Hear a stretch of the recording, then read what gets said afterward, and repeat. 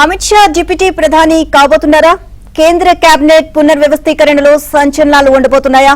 దేశ రాజకీయాల్లో జరుగుతున్న చర్చ ఏంటి?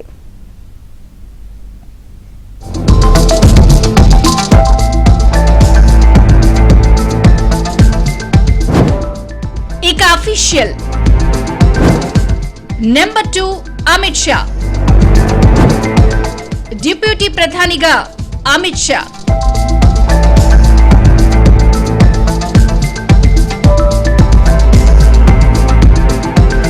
ప్రధాని మోదీ, హోంమంత్రి అమిత్ షా బంధం గురించి ప్రత్యేకంగా చెప్పక్కర్లేదు. పార్టీలోనూ ప్రభుత్వంలోనూ వారిద్దరూ ఎలా ఉంటారో అందరికీ తెలిసిందే. అందుకే ఈ కీలక సమయంలో అమిత్ షా డిప్యూటీ ప్రధానిగా చేయబోతున్నారు అనే ప్రచారం దేశ రాజకీయాల్లో ఊపందుకుంది. పార్లమెంట్ సమావేశాలకు ముందు కేబినెట్ ను పునర్వ్యవస్థీకరిస్తారు అని ఢిల్లీలో ప్రచారం జరుగుతోంది. పలువురికి ఊస్టింగ్, మరికొందరికి ప్రమోషన్ లభించబోతోందని అంటున్నారు. శివసేన షిండే గ్రూప్ కు కొత్త మంత్రివర్గంలో పదవులు ఇవ్వబోతున్నారని అంచనా వేస్తున్నారు.